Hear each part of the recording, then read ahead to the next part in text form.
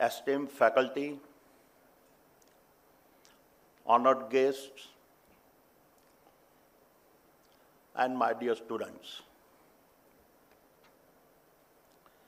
Let me start by wishing all teachers present here a very happy Teachers' Day.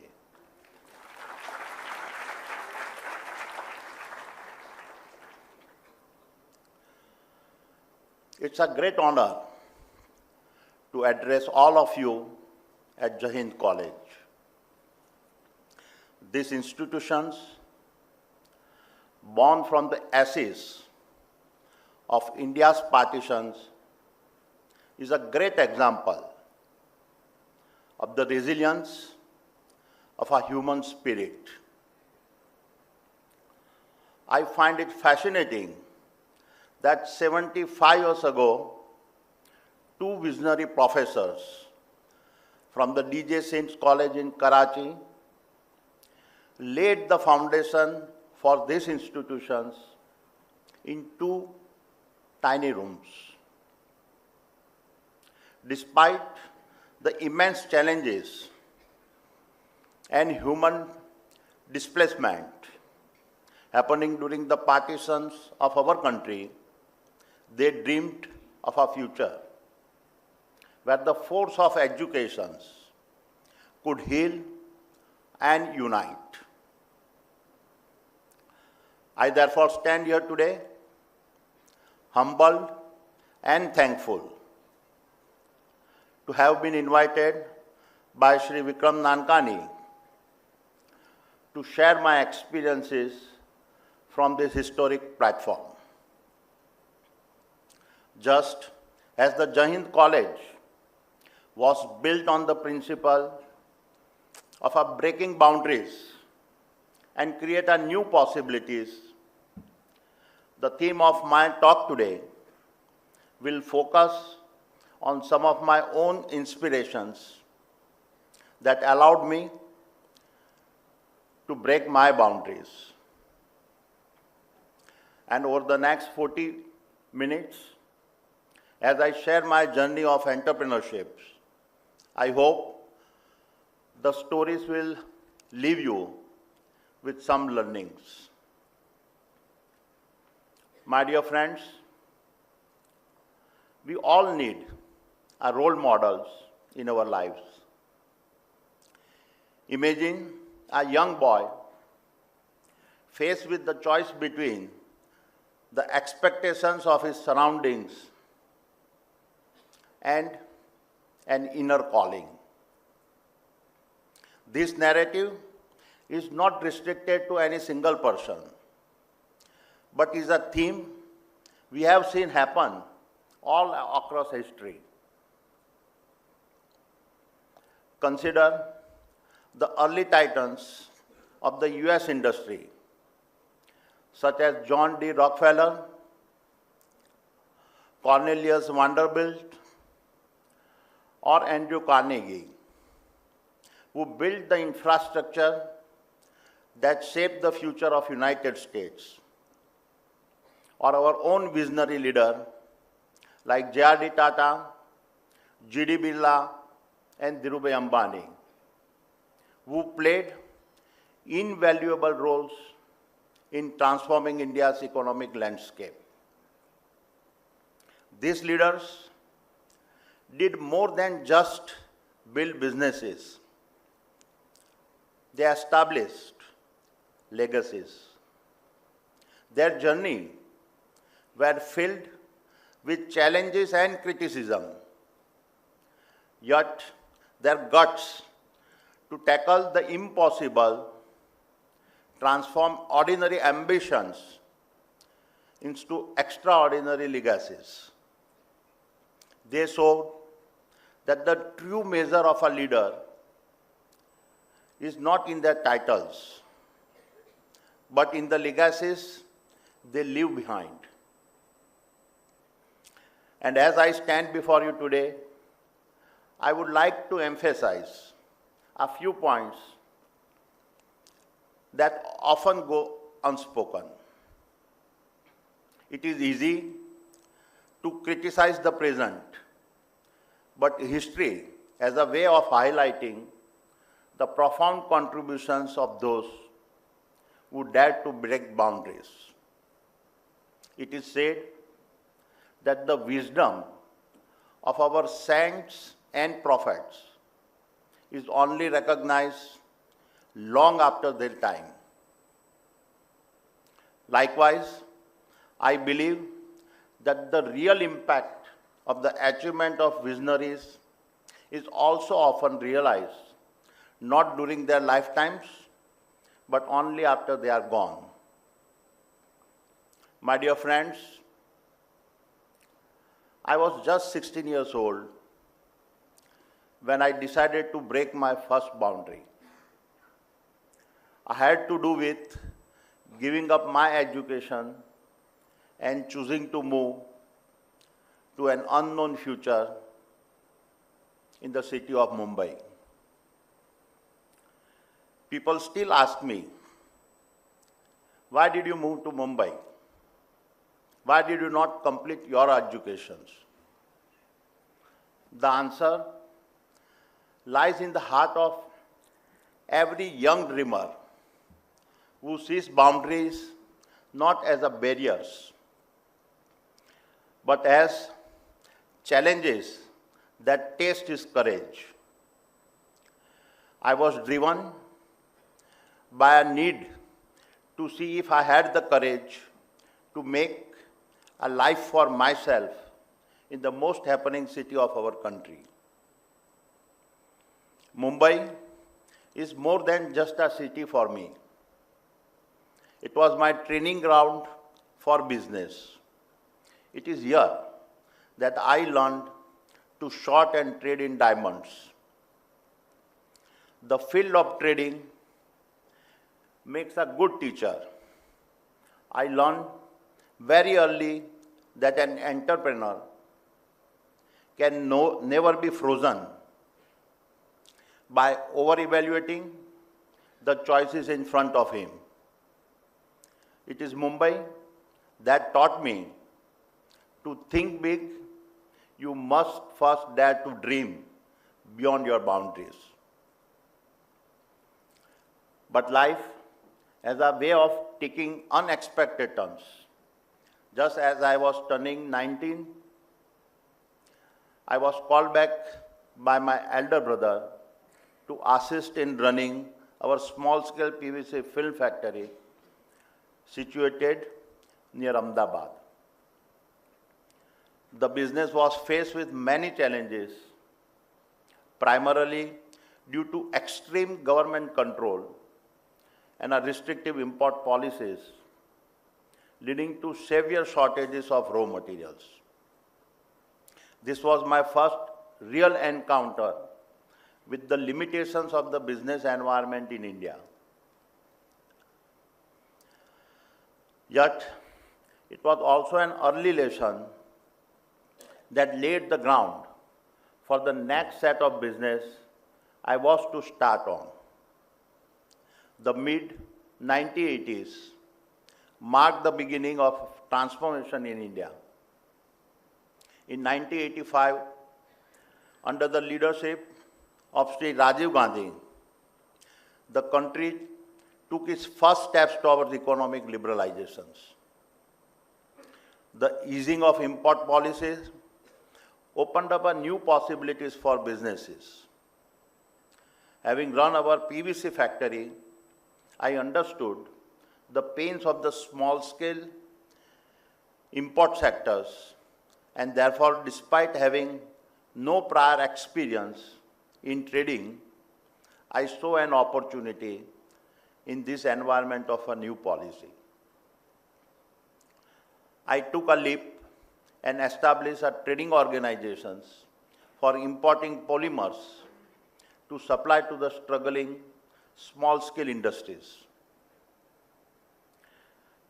By the time I turned 23, my trading venture was doing well.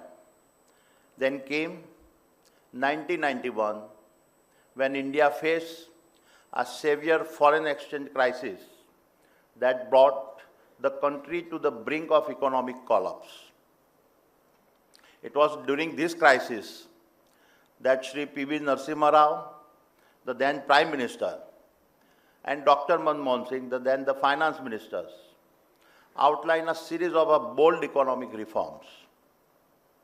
These reforms included reducing of import tariffs, deregulating industries, opening up the economy to foreign investments, and encouraging public-private partnership in infrastructure development. Every nation has its transformative years that change the direction of its future. 1947 was about a free India. 1991 was about liberalization of our businesses. And in 2014, under the leadership of Prime Minister Shri Narendra Modi, the essence of freedom was further accelerated as reforms and good governance took a central stage. All these years stand as a turning points, each building on the other in India's remarkable journey. Reflecting on the events between 1985 and 1991, it is clear to me that these were more than just moments of economic change. They were forces that reshaped the business landscape of India and laid the foundation for India's transformations. These reforms marked the end of the license Raj, a period defined by excess regulation and control over the Indian economy. Many of the established business houses that had grown large since independence failed to evolve and recognize the significance of the policy changes. They held on to the status quo, unable to evolve, and over time become weak or irrelevant. Meanwhile, those who dared to break boundaries, capitalize on the opportunities, and set themselves up for success. Looking back, we were one of them. In every crisis lies the potential for a reinvention, and it is our courage during these moments of truth that defines the path to greatness. For me, the liberalization of 1991 was my second big break.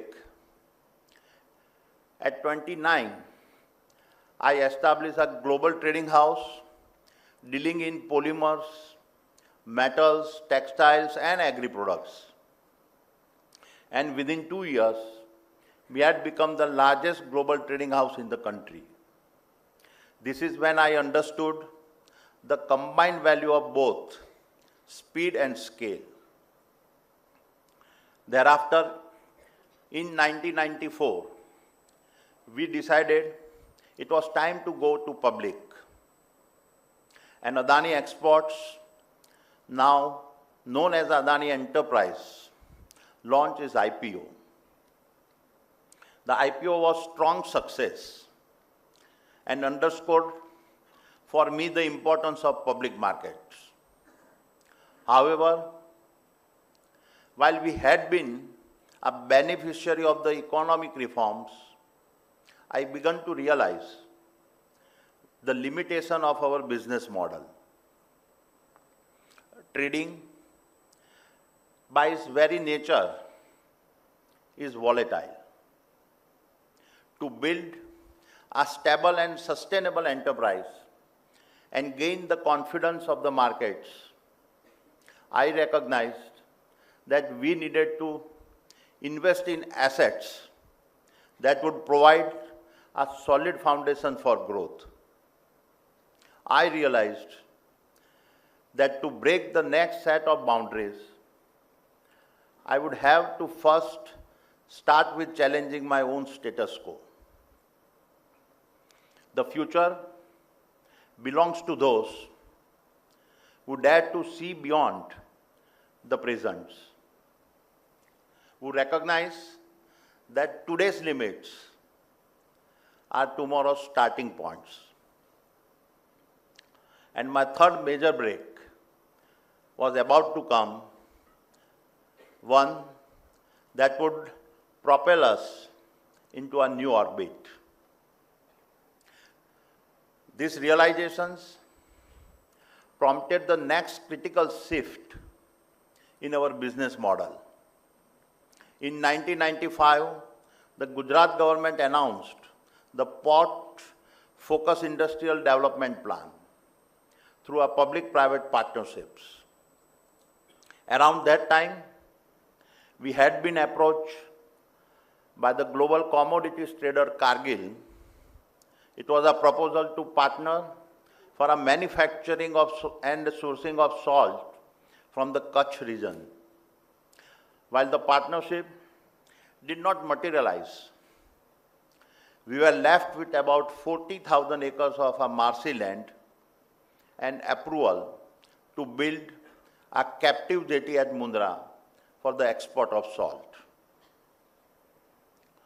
What others saw as a marshy, barren land, we saw as a canvas waiting to be transformed. That canvas is now by far our nation's largest port. Mundra became my karma bhumi.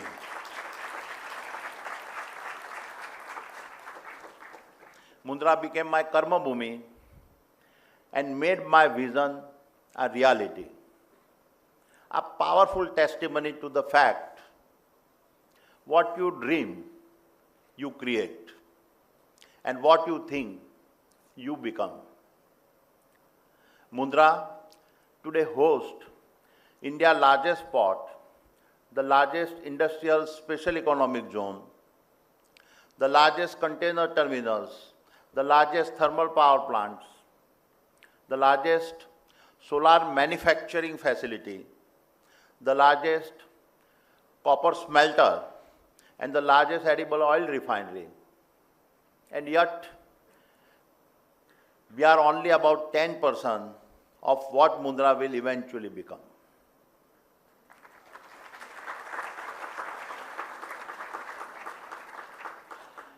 It stands as a living monument to the power of integrated business models and the strategic value of adjacencies,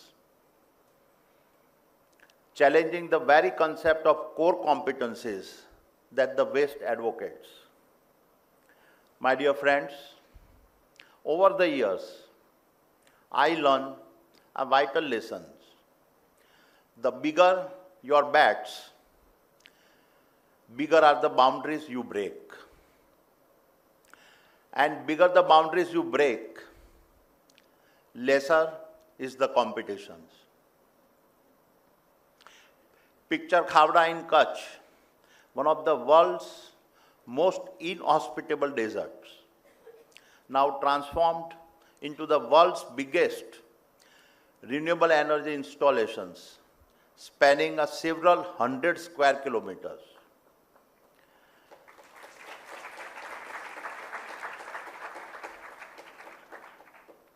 Khavda is not just another project, it is a vision, already generating more than 3,000 megawatt of clean energy and on track to reach 30,000 megawatt in next 5 years. And there is no parallel to Khavda today.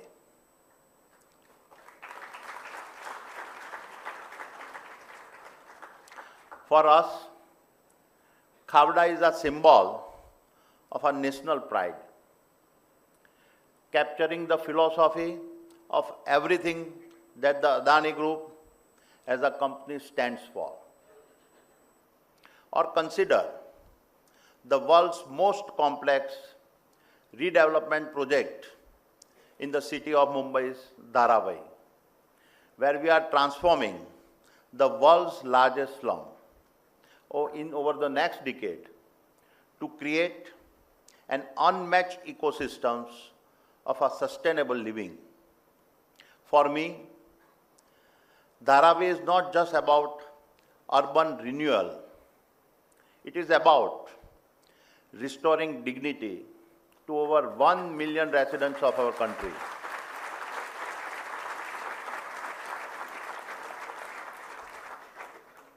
It is about the possibility when you dare to dream big and act with purpose.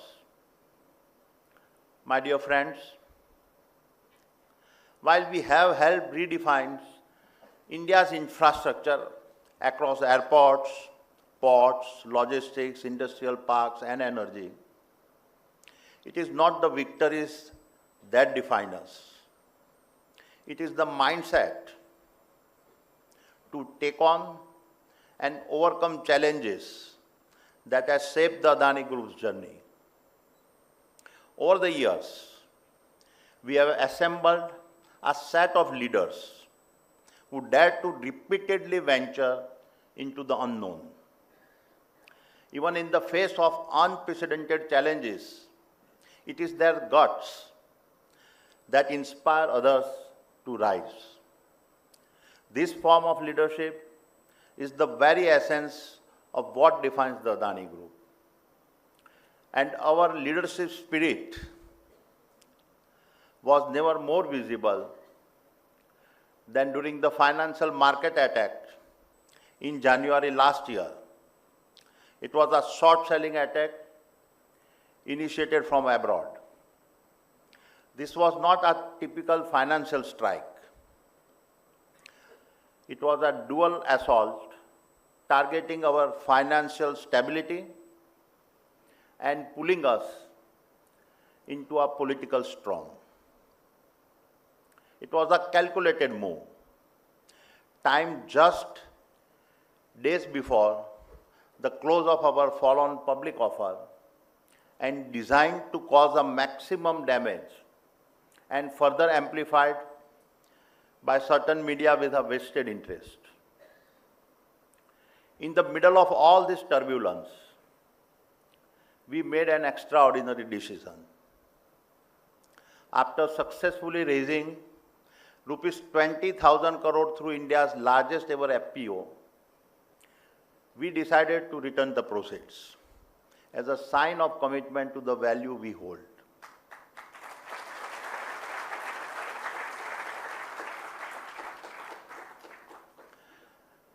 Moreover, to prove our resilience, we raised several thousands crores from other sources and proactively reduced our debt to EBITDA ratio to less than 2.5 times, which is unmatched number. Which is unmatched number even for the strongest of infrastructure company across the world.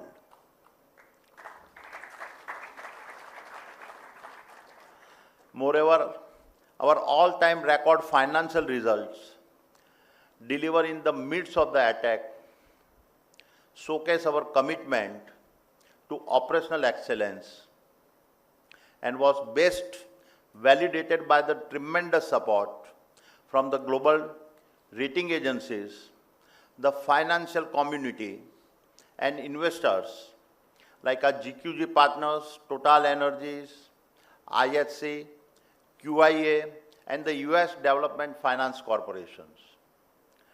The Supreme Court of India's affirmation of our actions was the final vindication of our approach. However, the most profound lesson from this trial was that breaking real boundaries is not about overcoming external challenges. It is about shattering the mental barriers.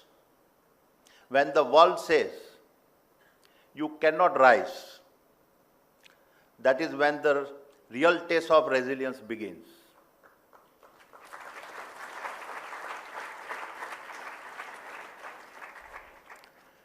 Resilience is not about avoiding the falls. It is about rising stronger after every fall. It is about pushing through the impossible and emerging stronger on the other side. My dear friends, before I start wrapping up, I want to talk about the biggest boundary that we must all collectively break.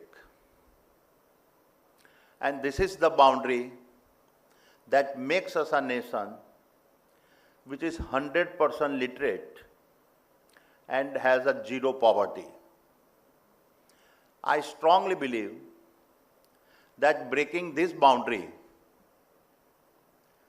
sets us on the path of becoming the superpower that we have always aspired to be. And as a nation, we have never been closer to this aspiration than today. We stand on the brink of an incredible period where India is poised to become one of the greatest growth platforms the world has ever witnessed. Our nation's greatest strength lies in its youth.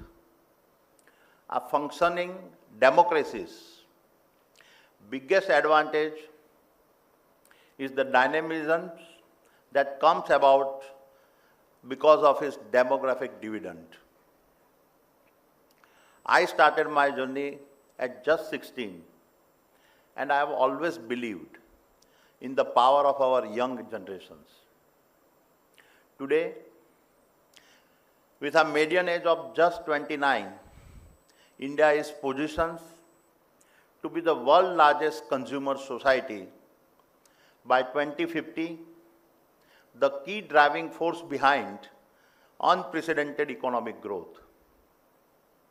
It is a staggering projections that even in 2050, our median age will be only 39 years. Nothing can be more empowering than being the largest global populations that is fully literate, has a zero poverty, and a median age of less than 40.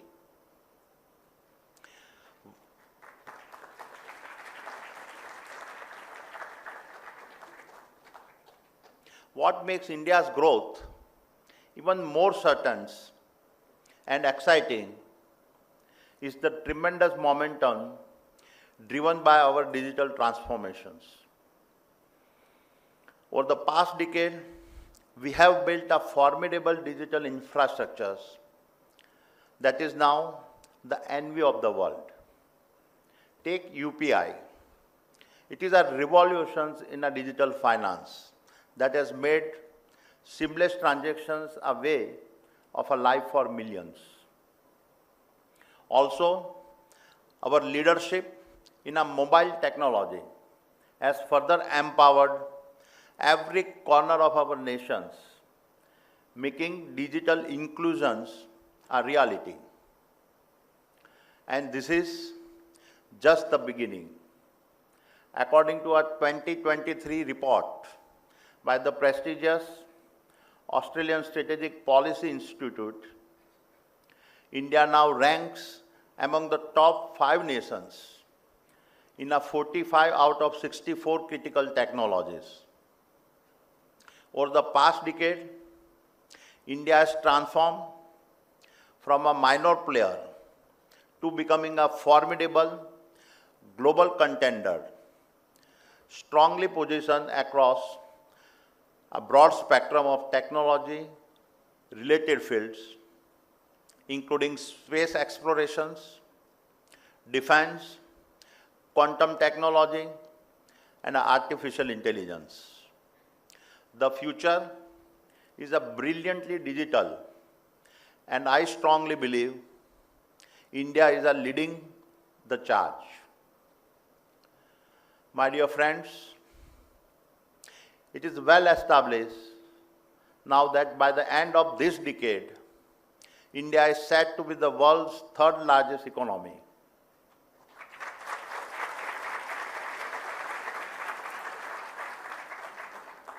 With the government in its third term, India is also positioned to consolidate the several groundbreaking initiatives launched by the government and continue the economic and social programs that have driven our spectacular journey over the past decade. The trend lines are very clear. Following our independence, it took us 58 years to reach our first $1 trillion of GDP, 12 years for the next trillion, and just 5 years for the third. I anticipate that within the next decade, India will begin adding $1 trillion to its GDP every 18 months and putting us on a track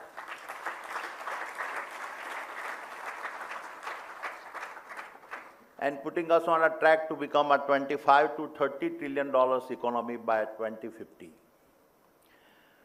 This pace and scale of growth will drive incredible possibility for all of us. Yes, we'll have our challenges like every nation does. However, given the all-round progress we have witnessed over the past decade, we can be optimistic that we will have the economic strength to work through the challenges.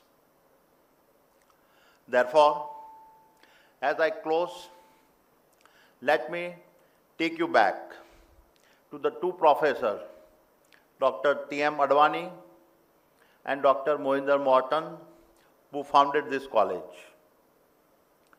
On this Teachers' Day, just as they did, let every teacher present here continue to inspire, guide, and empower the young minds of our nations.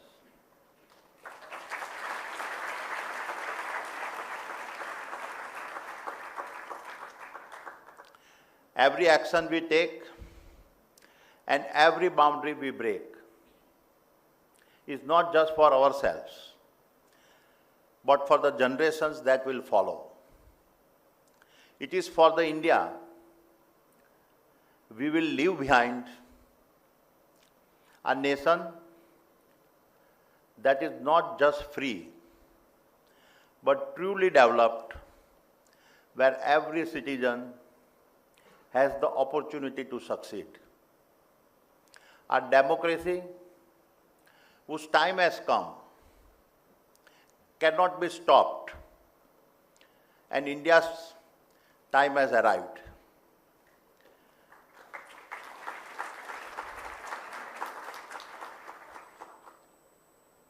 The future is ours to create, and the boundaries we break today